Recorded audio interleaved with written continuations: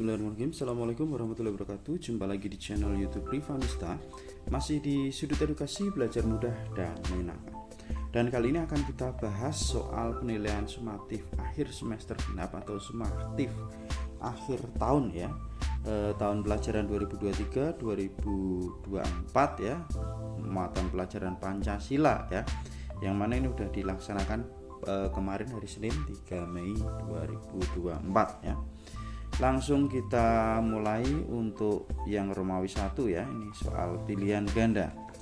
Nomor 1. Indonesia memiliki keragaman suku bangsa, budaya, dan agama. Sikap kita terhadap keragaman tersebut baiknya, nah ini yang paling tepat adalah yang D, yaitu mensyukuri dan bangga terhadap keragaman yang dimiliki bangsa Indonesia.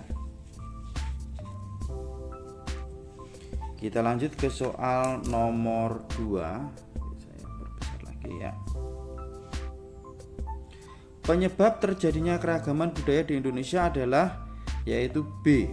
Perbedaan kebiasaan dan cara hidup masyarakat.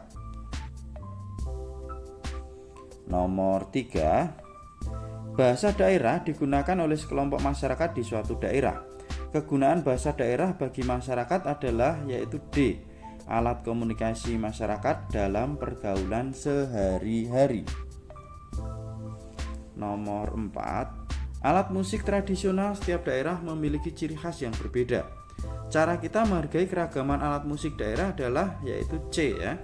Mempelajari cara memainkan alat musik dari berbagai daerah. Nah, itu supaya kita tahu ya. Sekaligus itu adalah untuk menghargainya. Kita ke halaman berikutnya, nomor 5 ya. Oke. Sekolahmu mengadakan kunjungan ke museum budaya. Ada berbagai alat musik dari setiap daerah di Indonesia. Kamu ingin sekali mencoba memainkan salah satu alat musik. Namun terdapat tulisan dilarang menyentuh alat musik. Sikapmu sebaiknya yaitu yang B ya, mengamati sambil membaca keterangan yang diberikan. Lanjut ke nomor 6. Ayah dan ibumu berasal dari suku bangsa yang berbeda. Saat libur sekolah, ayah mengajakmu untuk berkunjung ke daerah asalnya. Di sana sepupumu mengajak berbicara dengan bahasa daerah. Kamu tidak terlalu lancar berbahasa daerah. Sikapmu sebaiknya yaitu A. Mendengarkan sepupu sambil bertanya jika ada yang tidak dipahami ya. Nomor 7. Kurang fokus ya. Keluargamu berkunjung ke rumah kakek. Rumah kakek berbentuk joglo khas suku Jawa. Rumah joglo kakek memiliki banyak ukiran dan tiang penyangga dari kayu. Hiasan di rumah juga terdapat dari kayu. Sikapmu ketika berada di rumah kakek adalah, nah ini jawaban yang paling tepat adalah C ya. Memuji bentuk rumah dan hiasan yang ada di rumah kakek. Nomor 8. Kamu memiliki tetangga yang baru yang berasal dari luar daerah. Ibu mengajakmu untuk berkunjung ke rumah tetangga baru tersebut. Tetangga barumu menghidangkan makanan khas dari daerahnya. Kamu belum pernah makan makanan itu. Sikapmu sebaiknya yaitu yang D ya, mencicipi lalu memuji rasanya. Nomor 9. Keuntungan adanya keragaman budaya di Indonesia adalah tersebut di bawah ini kecuali yang D ya, menjadikan masyarakat terpecah belah. Jadi keragaman itu untuk mempersatukan, bukan untuk memecah belah ya. Nomor 10 sekarang ya. Nomor 10. Nah, salah satu keragaman makanan tradisional adalah gudeg ya. Keragaman makanan tradisional adalah gudeg. Oke. Gudeg itu berasal dari daerah mana ya? Gudeg itu dari Yogyakarta atau Yogyakarta. Nomor 11. Terdapat 6 agama dan aliran kepercayaan di Indonesia. Salah satu agama tersebut adalah agama Islam ya. Tempat ibadah agama Islam di mana? Jawabannya paling tepat adalah masjid ya. Yang C.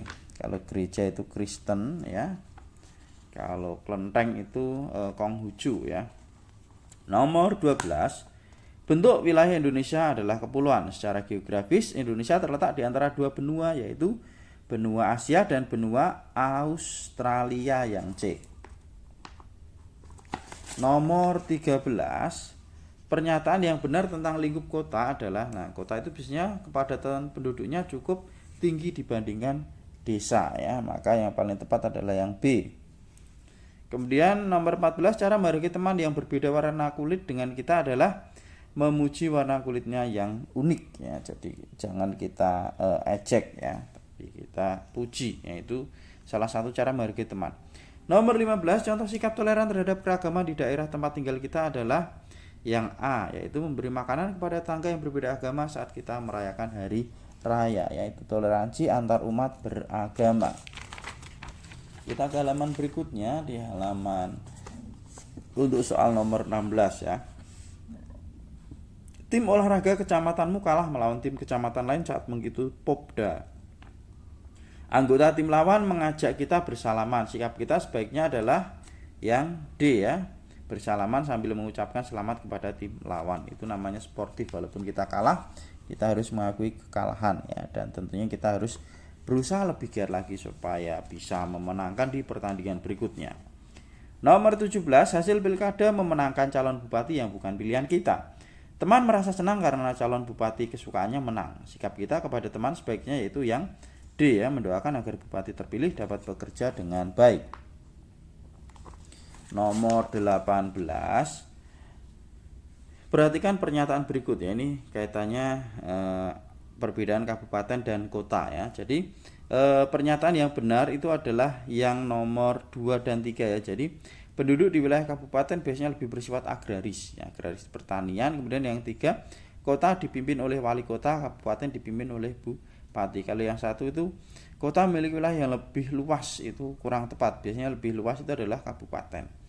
Kemudian yang 4, kepala daerah kota dan kabupaten dipilih berdasarkan penunjukan gubernur. Ini salah karena melalui pilkada. Maka yang betul adalah 2 dan 3 yang C ya. 19, berikut yang bukan merupakan isi dari lagu daerah Indonesia adalah siapa yang D, yaitu konflik dalam masyarakat. Nah, biasanya lagu daerah itu isinya tentang cerita rakyat, keindahan alam, kehidupan masyarakat ya. Nomor 20, pernyataan yang benar tentang kehidupan di wilayah kabupaten adalah D ya, masyarakat kebanyakan bekerja di sektor agraris atau pertanian. Kita lanjut ke Romawi 2 ya. Romawi 2 kita mulai dari soal nomor 1 ya. Masyarakat asli yang sudah tinggal dan menetap secara turun-temurun di suatu wilayah disebut penduduk. Nomor 1 ini jawabannya adalah penduduk.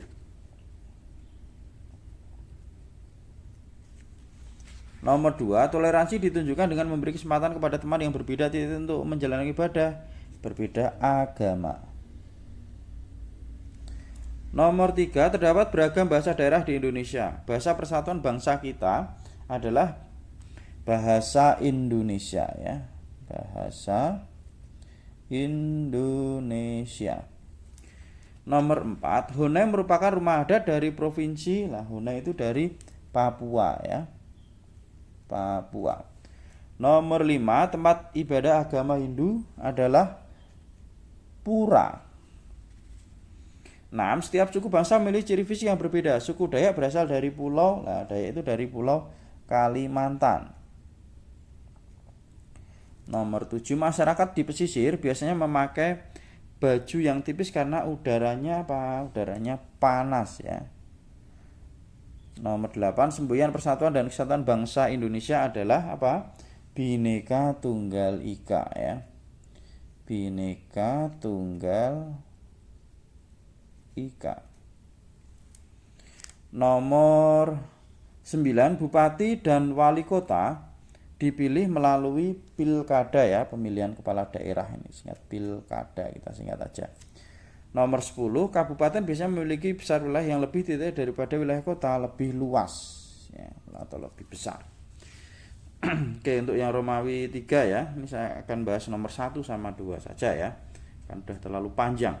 Indonesia memiliki keragaman suku bangsa dan budaya. Ada beberapa faktor yang menyebabkan keragaman. Nah, faktornya apa saja ini sudah saya tuliskan ya. Letak strategis wilayah Indonesia, kondisi alam, negara kepulauan, dan cepat tidaknya masyarakat menerima perubahan. Nomor 2, tuliskan 3 contoh keragaman di Indonesia beserta cara menghargai. Nah, keragaman agama itu dengan toleransi beragama ya. Keragaman bahasa daerah itu dengan cara menggunakan bahasa daerah saat di rumah dan bahasa Indonesia saat dengan suku lain. Keragaman budaya dengan cara menghargai budaya lain ya. Itu untuk nomor 2. Nah, untuk nomor 3, jelaskan 3 perbedaan antara kabupaten dan kota ya. Sebenarnya tadi sudah dijelaskan banyak. Oke, saya bacakan kalian di sini ada di buku ya. Nah, ini perbedaan antara wilayah kabupaten dan kota. Kabupaten masyarakatnya bekerja di sektor agraris, kalau kota itu masyarakat bekerja di perdagangan dan jasa. Kemudian kepadatan penduduknya di wilayah kabupaten ini tidak terlalu tinggi. Kalau di kota itu wilayahnya lebih sempit dan kepadatan penduduknya cukup tinggi ya. Ini kepadatan penduduk. Kalau wilayahnya kabupaten itu lebih luas, kota itu cenderung lebih sempit dan seterusnya. Ini ya bisa dibaca. Kemudian soal berikutnya nomor 4. Nah, nomor 4 ada berbagai fasilitas umum di tempat wisata. Nah, langsung soalnya aja ya. Tulislah 3 fasilitas umum yang ada di tempat wisata dan bagaimana cara merawatnya. Ini misalnya ada fasilitas umum, ada toilet. Nah, misalnya merawatnya tentunya dengan kita mengguyur setelah kita menggunakan supaya pengguna selanjutnya merasa nyaman. Yang kedua misalnya ada tempat ibadah, ada musola misalnya. Nah, tentunya dengan kita misalnya setelah menggunakan merapikan kembali ya, menggunakan mukena atau menggunakan sarung. Nah, yang ketiga misalnya ada tong sampah atau tempat sampah. Nah, tempat sampah itu dengan cara apa? Kita membuang sampah dengan benar di tempatnya itu. Kemudian nomor 5, sebutkan 3 tugas wali kota dan bupati sebagai kepala daerah di wilayah kabupaten dan kota. Nah, ini ya. 1, memimpin pelaksanaan urusan pemerintahan wilayah sesuai undang-undang. 2, melihara ketentraman dan ketertiban masyarakat. 3, menyusun dan mengajukan rancangan perda dan seterusnya. Ini ada 6 ya, bisa dipilih 3. Oke, itu ya pembahasan untuk soal ulangan ya, soal ulangan atau soal penilaian sumatif akhir tahun 2023-2024. Semoga bermanfaat ya. Mohon maaf apabila ada kekurangan. Saya akhiri. Assalamualaikum warahmatullahi wabarakatuh.